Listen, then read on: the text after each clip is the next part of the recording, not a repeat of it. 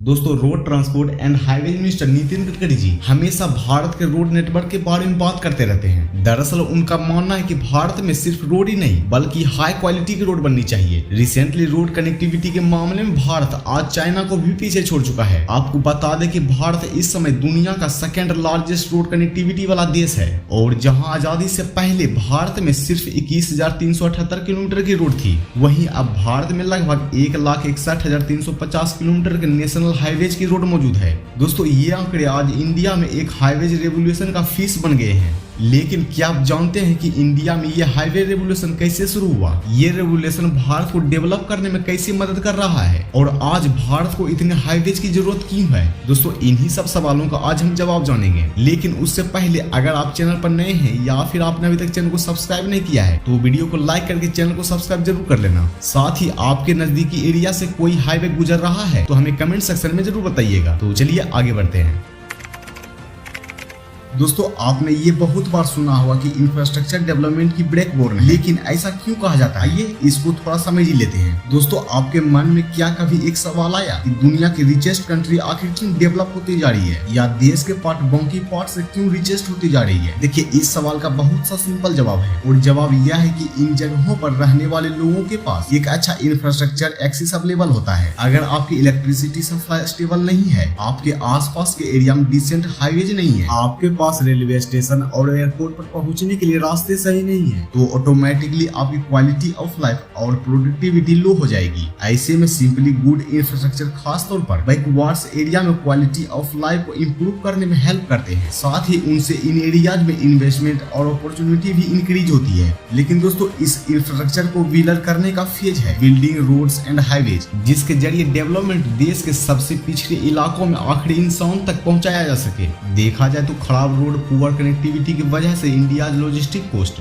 GDP का 13 से 14% तक पहुंच जाता है। इसके कंपैरिजन में बाकी डेवलप्ड और डेवलपिंग कंट्री जैसे कि यूनाइटेड स्टेट और नीदरलैंड को देखें तो इन कंट्रीज में लॉजिस्टिक कोड 8% से भी कम है। ये हमेशा से देखा गया है कि एक बेहतरीन expressway and highway logistic cost को रिड्यूस करने में एक बहुत ही मेजर रोल प्ले करते हैं। साथ ही किसी भी देश की थ्राइविंग इकोनॉमी भी हाईवेज पर ही रिलाइज करती है। हाईवेज इंडिया इकोनॉमी का डोमिनेटिंग सेगमेंट है और इसी के साथ रोड नेटवर्क्स भारत के ग्रोथ में इंसेंशियल रोल प्ले करते हैं। ये सेक्टर भारत के जीडीपी में मोर देन 3.6% कंट्रीब्यूट करता है। ट्रैवलिंग के लिए भारत का 85% पैसेंजर्स ट्रैफिक रोड नेटवर्क का इस्तेमाल करता है। ऐसे में अगर गुड्स और कमोडिटीज की बात करें तो देश के 64.5% गुड्स बाय रोड के थ्रू ही ट्रांसपोर्ट होते हैं। यही वजह है कि भारत ने पिछले 2 डिकेड्स में रोड्स और हाईवे डेवलपमेंट में एक माइलस्टोन अचीव किया है। अप्रैल 2014 और नवंबर 2021 के बीच भारत के नेशनल हाईवेज 54% इंक्रीज हुए हैं। जहां 2014 में भारत में 91,248 किलोमीटर रोड थी, वहीं नवंबर 2021 तक आते आते ये रोड नेटवर्क 1,40,937 किलोमीटर का हो गया है। और इसी इंफ्रास्ट्रक्चर डेवलपमेंट की ग्रोथ को भारत के हाईवे रेवोल्यूशन की तरह देखा जा रहा है। ऐसे में आइए अब ये समझते हैं कि भारत में हाईवे रेवोल्यूशन किस तरीके से आ रहा है। आज पूरे देश में हाईवेज का लार्ज स्केल में कंस्ट्रक्शन हो रहा है, लेकिन आज इतने बड़े स्केल में देखने वाले इस हाईवेज रेवोल्यूशन की शुरुआत होती है लेट 90s से, जब भारत के तत्कालीन प्रधानमंत्री अटल बिहारी वाजपेयी ने भारत को एक डेवलपमेंट नेशन के तौर पर एस्टेब्लिश करने का सपना देखा था। दोस्तों, उस दौर का डेवलपमेंट कंट्री लाइक चाइना को कंपटीशन देते हुए भारत ने अपना first national highway development project launch किया और इसके लिए भारत ने 1998 में NHI यानी कि national highway authority of India को एस्टेब्लिश किया, जिसके बाद से भारत में हाईवेज कंस्ट्रक्शन का काम बहुत तेजी से शुरू हो गया। देखा जाए तो NHI की फंडिंग मेंबर इंडियन आर्मी के इंजीनियरिंग कोर्स से थे और ऐसा इसलिए था क्योंकि भारत के पूर्व प्रधानमंत्री अटल बिहारी वाजपेयी का मानना था कि हाईवेज और इंफ्रास्ट्रक्चर के कंस्ट्रक्शन में मिलिट्री लाइक अर्जेंसी और कमांड के लिए फंडिंग मेंबर का आर्मी से होना जरूरी था। और फिर इसके बाद इंडिया में हाईवे रेवोल्यूशन ने अपने वेश पकड़ लिए। लेकिन दोस्तों, पॉलिटिक्स इंस्टेबिलिटी के चलते जिस डेवलपमेंट का सपना फॉर्मल अटल बिहारी वाजपेयी जी ने देखा था उस स्पीड से सक्सेसफुली नहीं हो पाया। देखा जाए तो साल 2014 के बाद से इस हाईवे रेवोल्यूशन को एक नई उड़ान मिली। Ministry of road transport and highway के मुताबिक भारत ने 2013 तक आते आते हर दिन करीब 3 किलोमीटर का हाईवे कंस्ट्रक्ट किया। लेकिन वहीं 2014 के बाद हाईवेज कंस्ट्रक्शन का बेस 2014 से 15 में पर डे 12 किलोमीटर हो गया और 2015 में हाईवे डेवलपमेंट को प्रायोरिटी देते हुए डेडिकेटेड प्रोग्राम यानी कि भारतमाला प्रोग्राम लॉन्च किया गया।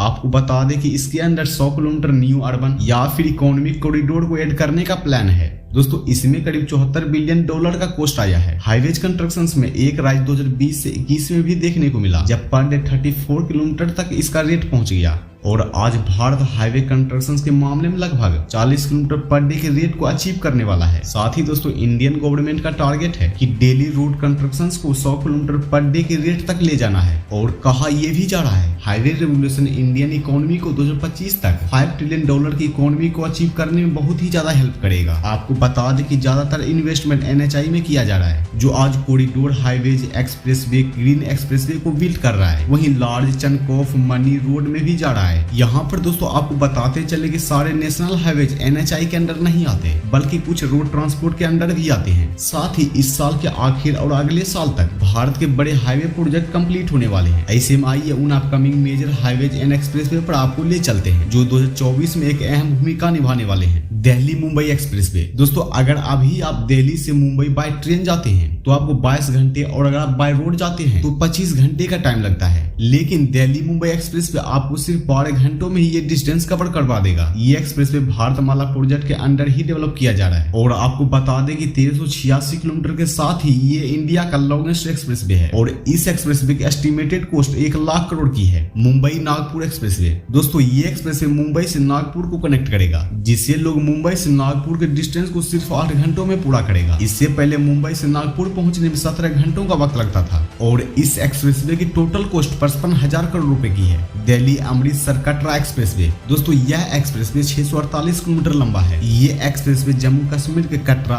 जो कि माता वैष्णो देवी के लिए काफी फेमस है। इस एक्सप्रेसवे का फर्स्ट फेज का कॉस्ट 25,000 करोड़ रुपए है। गंगा एक्सप्रेसवे। दोस्तों 594 किलोमीटर लंबा यह एक्सप्रेसवे 6 लेन एक्सप्रेसवे है, जिसकी एस्टिमेटेड कॉस्ट करीब 40,000 करोड़ रुपए की है। अहमदाबाद धोलेरा एक्सप्रेसवे। 109 किलोमीटर लंबा ये 4 लेन एक्सिस कंट्रोल एक्सप्रेसवे सरखेज के सरदार पटेल रिंग रोड से धोलेरा स्पेशल इन्वेस्टमेंट रीजन यानी कि SIR को धोलेरा इंटरनेशनल एयरपोर्ट नवागम के थ्रू कनेक्ट करेगा। और इसकी एस्टिमेटेड कॉस्ट लगभग 35,000 करोड़ रुपए की है। दोस्तों हाईवेज और अपकमिंग एक्सप्रेसवे के साथ ही हमने हाईवेज रेवोल्यूशन को भी समझ लिया। आइए अब ये समझते हैं कि ये फ्यूचर में भारत को डेवलप बनाने में मददगार कैसे करेगा।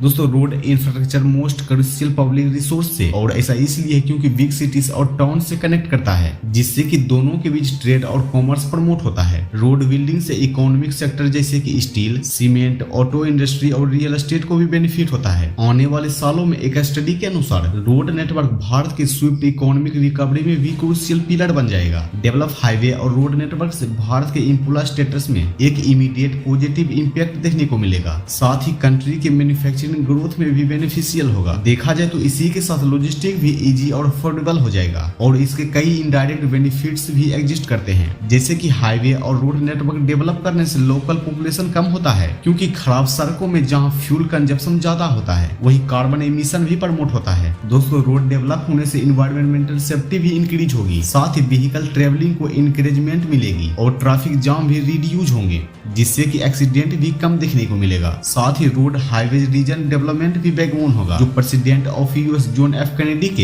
एक स्टेटमेंट से साबित हो जाता है, जब उन्होंने कहा था कि American roads are not good because America is rich, but America is rich because American roads are good. यही वजह है कि अब भारत सरकार भारत की रोड पर काफी फोकस कर रहा है। ऐसे में आने वाले समय में जिस ग्रोथ का विजन इंडिया देख रहा है, उसके लिए नितिन गडकरी जी के वर्ड में कहे, India needs to build high quality roads with less construction cost. और जिस तरीके से इस पर काम किया जा रहा है, हमें पूरी उम्मीद है कि ये हाईवे रेवोल्यूशन भारत के लिए एक गेम चेंजर होगा। वैसे दोस्तों इस विषय पर आपकी क्या राय है, हमें नीचे कमेंट सेक्शन में जरूर बताइएगा। और अगर वीडियो इन्फॉर्मेटिव लगा हो तो वीडियो को लाइक करें, शेयर करें और सब्सक्राइब करना बिल्कुल भी ना भूलें। तो मिलते हैं फिर से न्यू किसी अपडेट के साथ। Thank you, bye.